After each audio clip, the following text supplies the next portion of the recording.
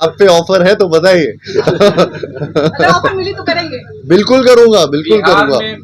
आप देख रहे हैं जनपद news, news and views. Young generation के दिल की धड़कन और प्यार का पंचनामा से अपने फिल्मी डेब्यू करने वाले कार्तिक आर्यन भूल भुलैया 3 के प्रमोशनल टूर में हैं अभी। उसी क्रम में फुलवारी शरीफ के कॉम्प्लेक्स में कार्तिक आर्यन पहुंचे। लोगों से भी बात किया उन्होंने और जितनी भी लड़कियां थे सबसे बात की और अपनी कहानी भी बताई कि फिल्म में डेब्यू कब किया और ये दिवाली में जो रिकॉर्ड तोड़ सक्सेस मिला है भूल भुलैया 3 को, उसको लेके बहुत ज़्यादा उत्साहित दिख रहे थे कार्तिक आर्यन। आइए सुनते हैं पटना के लोगों से कार्तिक आर्यन ने क्या कहा, ये सुनते हैं और देखते हैं। It's Kartik Aaryan, everybody. Bollywood's heartthrob, our very own Kartik Aaryan. Kartik, congratulations on your movie. It's great meeting you. Thank you so much. Please take your seat. Thank you. We are very excited to have you here, Kartik. And how are you feeling, Kartik? Patna आके कैसा लग रहा है? नहीं तो बहुत बढ़िया लग रहा है यहाँ पर पहली बार आकर, और जस्ट फिलहाल तो अभी बस एयरपोर्ट से सीधा यहाँ पर ही आया हूँ एंड आप सबसे मिल रहा हूँ। और ये बहुत हमारा ये कंप्लीशन हो रहा है यहाँ से, और क्या बोलते हैं पूरे टूर, सिटी टूर्स जो हम कर रहे थे, इतने सारे सिटी टूर्स करें भूल भुलैया 3 के पूरे प्रमोशनल प्लान में। एंड पटना बहुत हमारे एक हार्टलैंड है जहाँ पे फिल्म हमारी बहुत चलती है, तो उसको आई थिंक यहाँ पे बहुत प्यार मिलता है हमारी फिल्मों को। सो आई थिंक मैं पहली बार यहाँ पे आना चाह रहा था और मैंने जिद लगा रखी थी कि मुझे यहाँ आना है। एंड कहीं ना कहीं अभी जाऊँगा आई थिंक लिट्टी चोखा खाने, और वो कोई जगह ढूंढूंगा जहाँ पे ये मिले। Journey of being a self-made superstar. बहुत अप्स एंड डाउन्स के साथ ये जर्नी रही है और काफ़ी फिल्में कर चुका हूँ ये छोटे से अंतराल में, और मुझे बस ये रहा है कि प्यार का पंचनामा मेरी पहली फिल्म थी। उसके बाद बहुत सारी फिल्में की, पंचनामा 2, सोनू टीटू भी आई, सोनू टीटू में बहुत ज़्यादा प्यार मिला। एंड उसके बाद भूल भुलैया 2, भूल भुलैया 3 अभी जो रिसेंटली इतनी बड़ी सक्सेस हुई है हमारी। सो मैं बस बहुत ऐसा फील करता हूँ कि कहीं ना कहीं ऑडियंस को ही थैंक करता हूँ जिस तरीके से फैंस ने, ऑडियंस ने अभी तक मुझे प्यार दिया है। एंड आई होप कि अगली भी फिल्में जो करूँ उसमें इतना प्यार मिले। बट भूल भुलैया 3 ने जिस तरीके से इस दिवाली पे रिकॉर्ड ब्रेकिंग सक्सेस पाई है, उसके लिए मैं बहुत ज़्यादा शुक्रगुजार हूँ ऑडियंस का और फैंस का। एंड या बस जर्नी ऐसी चलती रहे। तो आपने जो कैरेक्टर निभाया है जी, वो आपने जो निभाया है उसमें कितना जो है फीलिंग उसमें दिया है और कितना मेहनत किया? बहुत फीलिंग दिया सर उसमें, और क्योंकि रू बाबा का जो कैरेक्टर है वो भूल भुलैया 2 में पहली बार इंट्रोड्यूस हुआ था, और एक तरीके से ओरिजिन हुआ था उनका भूल भुलैया में रू बाबा का।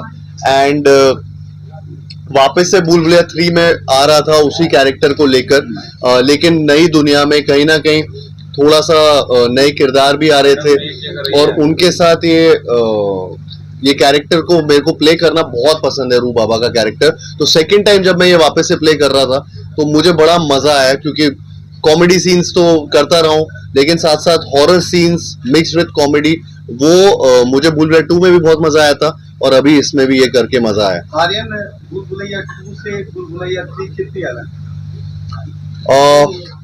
काफी अलग है सर, मतलब जिस तरीके से अभी लोगों ने अभी लास्ट, इनफैक्ट इसकी बहुत एक इंटरेस्टिंग स्टोरी है जिसमें जब भूल भुलैया 2 की सक्सेस हुई थी हमारी, और जिस वीकेंड में उस टाइम भी बहुत बड़ा नंबर मारा था, और तब एक 1 लाइन क्रैक हुई थी भूल भुलैया 3 की, और जिसमें क्लाइमैक्स था भूल भुलैया 3 का टेक्निकली, जिसके बारे में अभी थैंकफुली सब लोग बहुत बातें कर रहे हैं कि इसका क्लाइमैक्स बहुत ही अलग है एंड एकदम शॉकिंग और सरप्राइजिंग है। सो आई थिंक वो पहले सबसे पहले वो 1 लाइन क्रैक हुई थी, और हम लोग मैं पर्सनली बहुत एक्साइट हो गया था कि ये कुछ एकदम नया है और अलग है, और उससे फिर पूरी कहानी पिरोई गई उस क्लाइमैक्स को लेकर।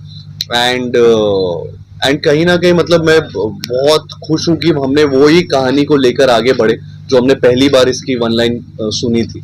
तो वो मैं रिवील नहीं कर सकता कितना अलग है क्या है, लेकिन हाँ काफी कुछ सिमिलर वर्ल्ड है, लेकिन देयर इज ऑफ कोर्स नए सिचुएशंस है, नए हॉरिफिक जंप स्केयर है, एंड आपको क्लाइमैक्स का आधा घंटा या 40 मिनट का जो पूरा वो सीक्वेंस है वो बहुत लोगों को सरप्राइज या शॉक कर रहा है। आज विनोद माधुरी जी के साथ काम करके कैसा लगा? और बहुत बहुत बहुत बढ़िया लगा। मतलब माधुरी जी और विद्या जी के साथ काम करके अगेन वो वेटरन्स हैं और जिस तरीके से उनसे आज तक मैं खुद बहुत प्रभावित रहा हूँ उनके काम को देखकर। तो पहली बार लाइव एक्सपीरियंस कर रहा था वो चीज़, तो मेरे लिए बहुत ही लर्निंग और साथ साथ मुझे एक्चुअली ऐसा लग रहा था मैं अपने कॉलेज के दोस्तों के साथ, उनका ऐसा स्वभाव रहता है तो उनके साथ जब काम कर रहा था तो ऐसा लग रहा था कि विद्या जी भी पूरे टाइम कुछ ना कुछ बोलती रहती हैं, माधुरी जी भी ऐसे ही। तो वो दोनों के साथ काम कर रहे हैं, सीखने का भी बहुत मौका मिला, लेकिन साथ साथ बहुत अच्छी हम लोग की एक कामराडरी, एक फ्रेंडशिप हुई इस पूरे फिल्म मेकिंग प्रोसेस में। और एंड ये बहुत मेरे लिए बहुत बड़ी अपॉर्चुनिटी थी इनके साथ काम करने का मौका मिला। वो बाबा के लिए एक बार जोरदार तालियां हो जाए। अरे बाबा थैंक यू थैंक यू।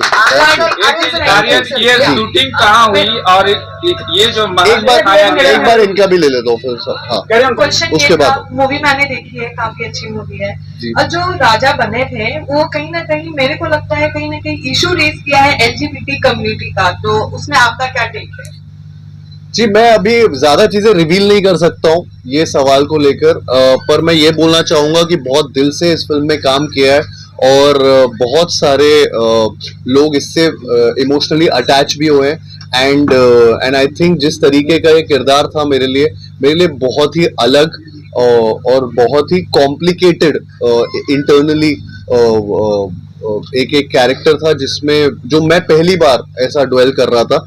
तो मैं अभी तो थर्ड वीक चालू हो गया है और फिल्म थिएटर्स में है, तो आई थिंक मैं चाहता हूँ कि लोग देखें और एक्सपीरियंस करें रादर देन मैं उस पर ज्यादा कमेंट करूँ। बट हैविंग सेड दैट, जिस तरीके का एक पॉजिटिव एनर्जी उससे आया है वो आई थिंक वो हमारी सोच से एकदम मेल खाया, ऑडियंस का भी सोचना। सो आई एम रियली हैप्पी। आपने अपनी फिल्म को देखी? Manju, I am coming for you. आपने अपनी फिल्म को देखी? मैंने अपनी फिल्म को देखी सर 3300 बार, बहुत बार। आपका किरदार आपको कैसा लगा?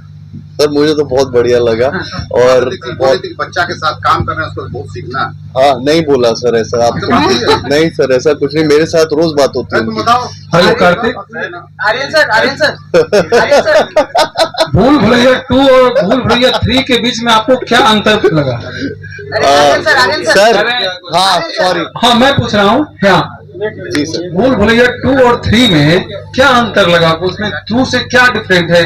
क्या इसमें हीरोइन अलग है या इसमें कैरेक्टर्स अलग हैं? सर ऑफ कोर्स इसमें नए नए कैरेक्टर्स हैं, नई नई चीजें हुई हैं। और 3 में अभी जैसा कि हमने अभी वापस वही बात की थी, सर ने भी वही पूछा था कि इसमें काफी अलग अलग सिचुएशंस हैं। ऑफ कोर्स आप सेम फिल्म तो नहीं बना रहे हैं, रीमेक तो नहीं है, ये ओरिजिनल फिल्म है और उसकी स्टोरी पूरी अलग है। एक नए महल में, नई हवेली में क्या हो रहा है और इन किरदारों के साथ क्या होने वाला है। आई थिंक वो पूरी की पूरी एक जो कहानी है वो पूरी नई कहानी है विथ डिफरेंट कैरेक्टर्स। फिल्म आप सेलेक्ट करते हो उसके पीछे इम्पोर्टेंट चीज आप क्या देखते हो?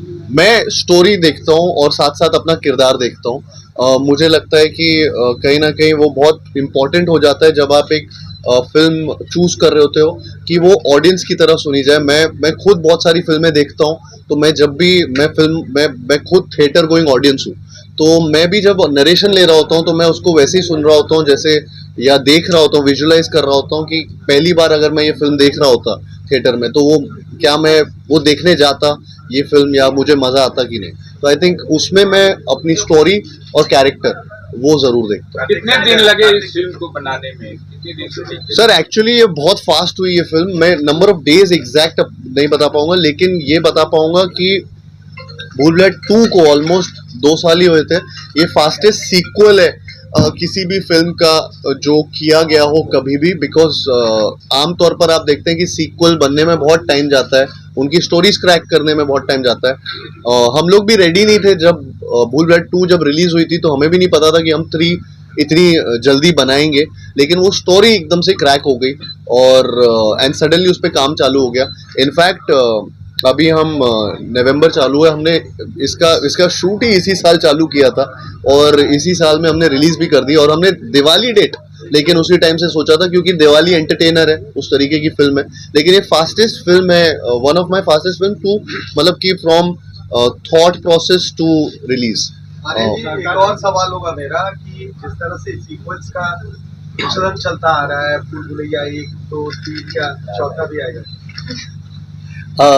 अभी ये इतनी बड़ी सक्सेस हुई है, हिट हुई है, लेकिन जब तक इसकी कहानी एक तरीके से ना मिले और एक अगेन जिस तरीके से हमें 3 की कहानी मिल गई थी, आई थिंक अगर उसमें वो कहानी नहीं होती तो इतनी बड़ी सक्सेस नहीं होती वो।